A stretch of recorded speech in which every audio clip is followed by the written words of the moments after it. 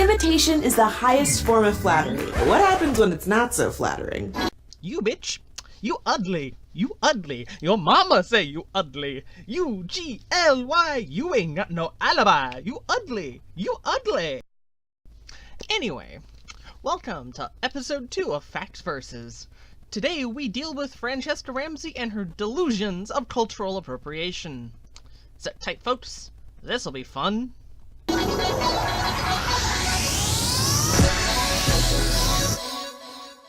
The more you learn about the world and the people in it, you quickly realize just how beautiful and diverse it is. So where's the line between cultural exchange, appreciation, and appropriation?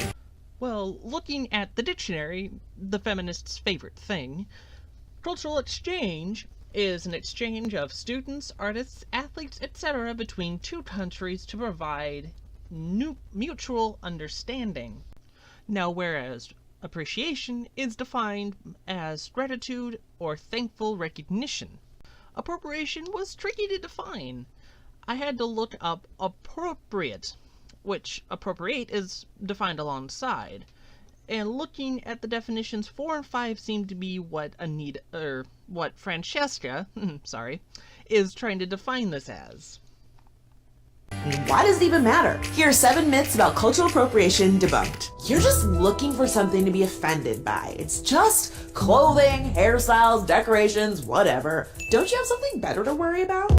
Stereotypical Valley Girl is right, you know. There are more pressing things to worry about, like male suicide, male incarceration rates, the Middle East. Complaining that someone's wearing something that is from another culture is a little petty compared to other things, Just saying. Okay, first off, it's possible to care about more than one issue at a time. My dear, we understand you can worry about multiple issues at the same time. We're just saying that in the grand scheme of things, complaining about someone's outfit or someone borrowing pieces of someone's outfit or hairstyle is a little petty. The main problem with cultural appropriation comes from dominant groups borrowing from marginalized groups who face oppression or have been stigmatized for their cultural practices throughout history. Like cornrows. I mean, anyone can wear their hair in cornrows, but black people still face stigmas for wearing them along with perfectly natural hairstyles like braids and locks. There are even companies and schools that prohibit these natural hairstyles. People have actually been fired for wearing braids. Meanwhile, fashion models and celebs like Kylie Jenner get praised for wearing cornrows. And that's the main point. One group is being penalized by institutions for wearing natural hairstyles, while the other is called edgy and stylish for doing the exact same thing. Okay, so your argument is cultural appropriation is when a quote-unquote dominant group borrows, quote-unquote, from a quote-unquote marginalized group. And you proceeded to show a white man taking cornrows from a black woman. That just... How absurd could that be? Seriously. It is literally just a hairstyle. There is no significance to it. They're just cornrows. No big deal. There is no problem. There is no appropriation of your culture. May I remind you of the student at San Francisco University who was assaulted by a black woman because he wore dreadlocks? I think enough's been said. And to top it all off, there is no proof that any black person has been fired from a job or told to leave a school because he or she has worn cornrows or any other stereotypically black hairstyle in the building. It's pure assertion on your part, my dear, and it's false, to top it off. I'm doing it because I think it's beautiful and exotic. I'm just showing appreciation for the culture. Look, it's great that you find another group's culture beautiful, but in order to show you truly love it, you need to have respect and understanding. Take, for example, tribal tattoos. The Maori of New Zealand have facial tattoos with deep family meaning and cultural significance. But fashion designer Jean-Paul Gaultier used the tattoos in ads to sell sunglasses. Now that's a perfect example of cultural appropriation. No matter how much the designer liked the look, he stripped the tattoo of all of its cultural meaning just to sell a product. Now, if you really appreciate something, you should respect it instead of assuming you can use it however you want. My dear Franchesca, I could not find any proof that Jean-Paul Gaultier got his idea for facial tattoos for that sunglass ad from those New Zealand tribal people. If he did, oh no, oh big deal. But you present no proof that that's where he got his inspiration from. You just say that, oh, the model had facial tattoos, so it must have been from there. For all he knew that he just got the idea out of his head, just popped in there. But no, you assume that it was cultural appropriation, just because he thought, oh, tattoos on the face, that'll work, that'll look cool. Sorry, my dear, you present no proof. Your argument is invalid. But let's take hypothetically that's where he got his idea for the tattoos. What downside has this caused the Maori tribe in New Zealand? They still have their tattoos, it still has all meaning, he used it once to sell sunglasses. For all we know, he really, really liked it. Maybe he thought it was the most beautiful idea for a tattoo. He loved the design, he loved the meaning. Maybe the model himself already had the tattoos. How do you know? You don't know, Franchesca. You're not presenting any knowledge that you know. You have nothing. Nothing to present to support your argument. Well, I don't find it offensive, and I asked someone from that culture, and they said it was okay. Well, it's not your culture that's being disrespected, so sure, you don't find it offensive. And if you know someone from that background who doesn't mind your tattoo, costume, or whatever, that's cool. But remember that one person doesn't speak for all members of that community.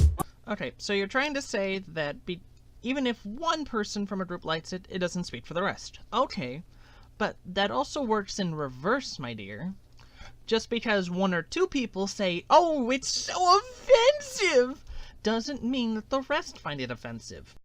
And the way you're wording it makes it sound like just because one person on this earth finds it offensive, that means that the person wanting to do whatever, can't do it. Just can't, because one person finds it offensive and, oh, we should respect their feelings. You know, it's stupid.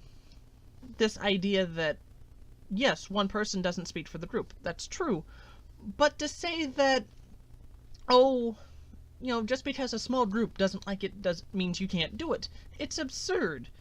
If you don't mean harm, and they know you don't mean any harm by what you're doing, then of course it's okay. But this idea that, oh, they find it offensive, this small group finds it offensive, even though they don't represent the large group as a whole, we can't do it. It's stupid, your argument's stupid, and it's absurd. There we go. Whatever, fashion, art, film, music always borrows from other sources. Plus, it doesn't hurt anyone. Sure, cultural exchange has been going on since the beginning of time. But exchange is mutual and needs to be done respectfully. A couple years ago, Katy Perry did a geisha-themed performance with Japanese women dancing in the background. Not only was it super stereotypical, her outfit wasn't even from the right country. The Japanese American Citizens League said it best. The thoughtless costuming and dance routines by Katy Perry played carelessly with stereotypes in an attempt to create a Japanese aesthetic. And that kind of crushes the idea that appropriation is harmless. Ooh, and here we go with the doublethink. You said that, oh, one person, in literally the last point you made, you said one person doesn't speak for the group. But now you're saying a small group speaks for everyone in a culture. And that's wrong. I know some really nice Japanese American people. They're some of my good friends, and guess what? They love it when Westerners at least attempt to imitate their costumes, their culture in any way, whether it be with success or sometimes comical failure. They like it. They find Western society exotic because it's not the stuff they're used to. They're used to what we think would be exotic, but what we think is boring everyday hoopla, they find fascinating most of the time. So, yeah, this one group doesn't speak for the whole group because the whole group doesn't speak for the whole group. You have to take them on their individual opinions. And actually, that's what you just presented. You presented someone's opinion on Katy Perry's performance. Now, personally, I'm not a big geisha fan, but, yeah. See, that's my opinion. I don't find it that interesting, but, a lot of people liked it. And there's probably some Japanese Americans, and just, normal Japanese, that probably, if they saw it, would really like this performance. If nothing else in the attempt to imitate Japanese culture, if not in the somewhat accurate Japanese culture. Just guess what? Stereotypes are kind of based on accurate culture. It's just taken to a slight extreme. Thank you. You're just trying to tell everyone what to think. Hello, thought police. Have you ever heard of the First Amendment? Nobody's telling you what to think, wear, or say. But my dear, thought policing is exactly what you're doing. You're telling us we can't say this. We can't do that. We can't wear this or that or whatever.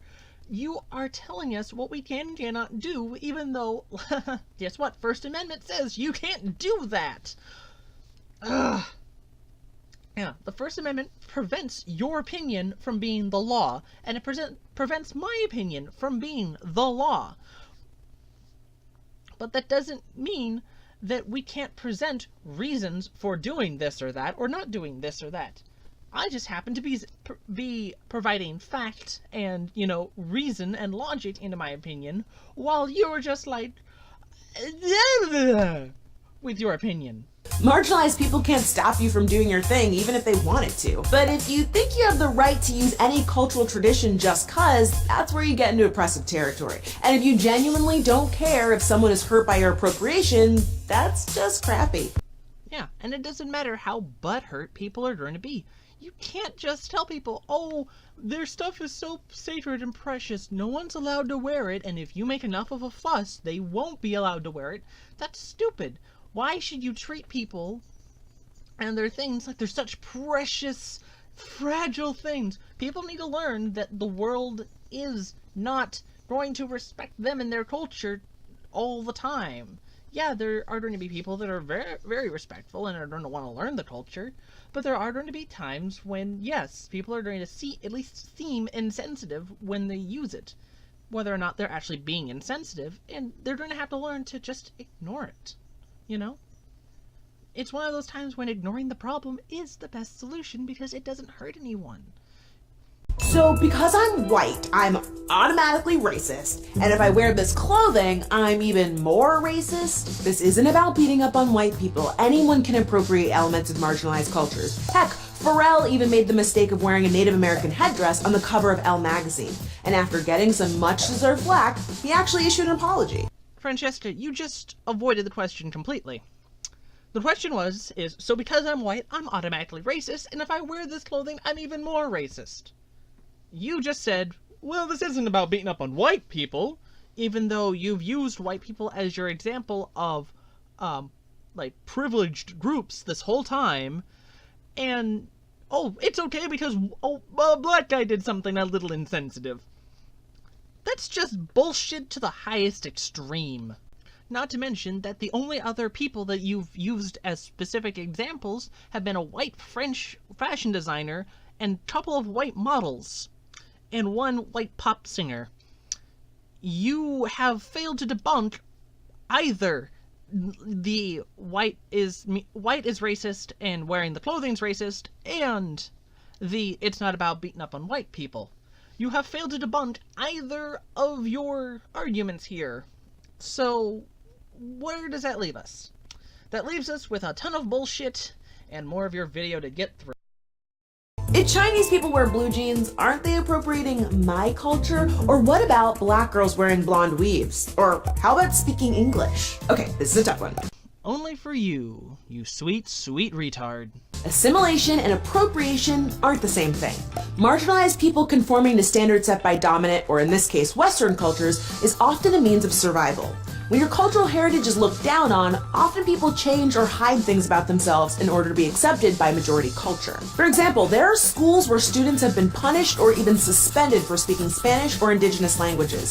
So there are people who are literally being forced to assimilate or else. So it's not really a fair comparison.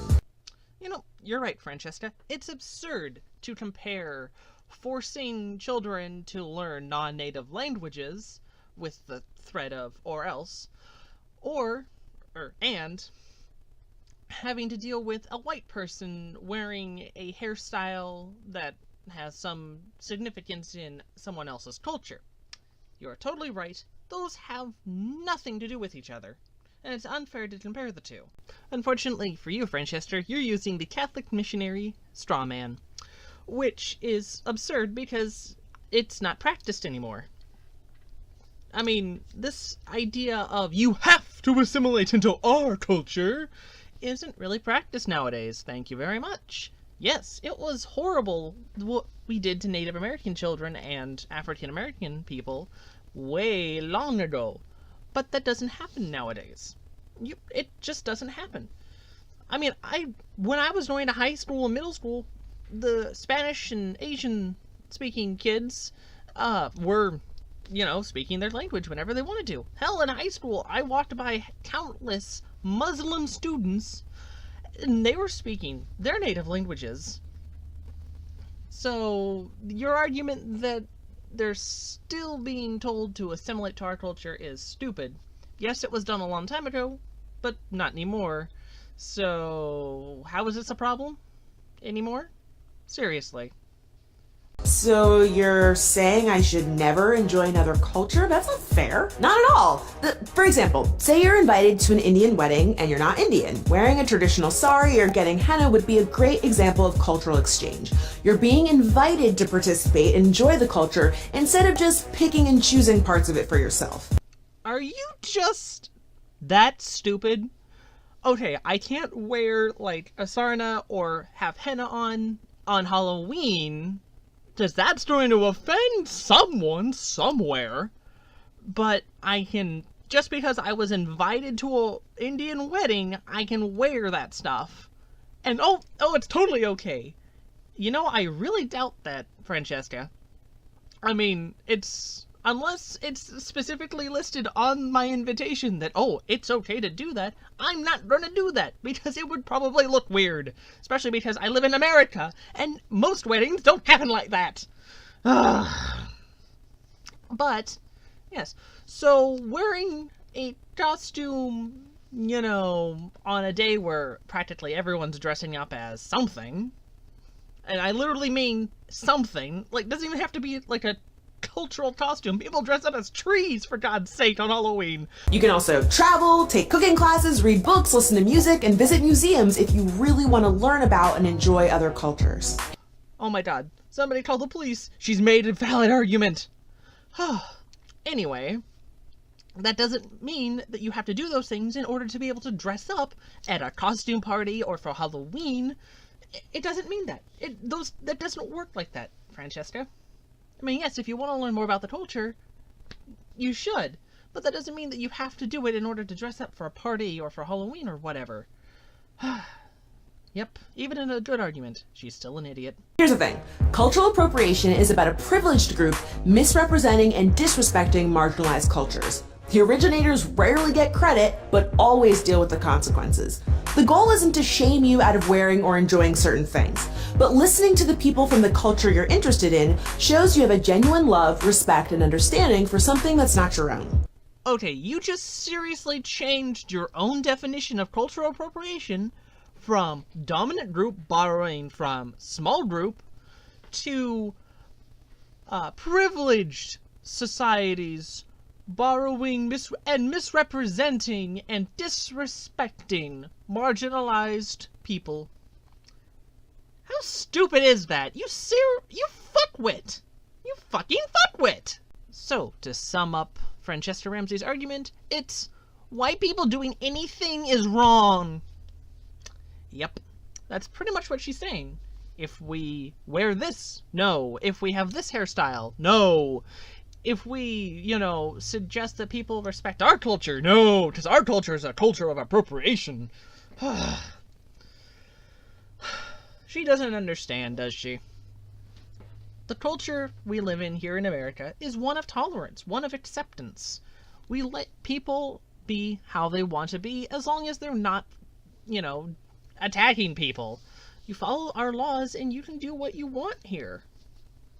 But Franchesca Ramsey feels the need to separate us, divide us up, so we don't intermingle, so we don't, mix. And this is why she is the world's biggest idiot on MTV. Thank you. Hope you guys like, comment, subscribe. Check out my Patreon. Check me out on Twitter. Check out my Minds page. And I hope you guys visit again. See ya.